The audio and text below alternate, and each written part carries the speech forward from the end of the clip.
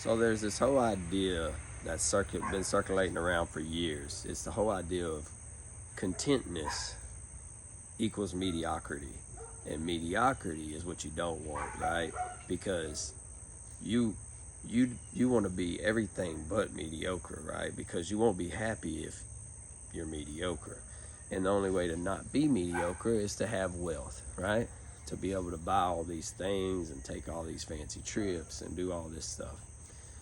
Okay, well, let's just back up here for a second, because to be content means a state of peaceful happiness. And you're trying to be non-mediocre, I guess you would put it, in an effort to be happy. But if you're already happy, then why is it that you're chasing this wealth? And here's the thing. People who feel that they're not good enough or non-mediocre, they tend to spend their money on things that are not assets. They spend their money on jewelry they can't afford, designer clothes they can't afford, vehicles they can't afford, more of a house than they need, become house poor. Houses can be an asset, but not if it's more than what you can afford. Now it's a liability and more of a maintenance cost.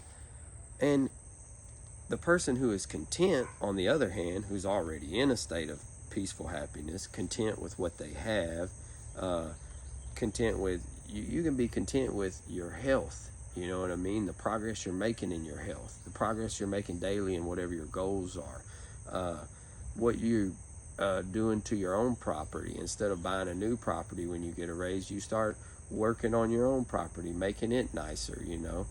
Enjoying a cup of coffee or a cup of tea at the house, enjoying dinner at the house with your family instead of going out, cooking at the house, you know, getting clothes and things like that on a special occasion like a birthday or a Christmas, you know what I mean? Killing two birds with one stone.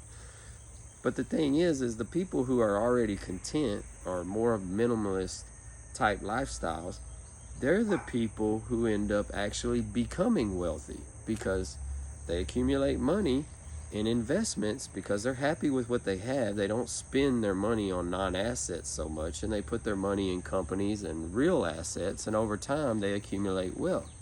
So they're the ones who let the money work for them instead of being full of anxiety trying to keep up with this baloney that the world tries to sell you of you don't want to be mediocre.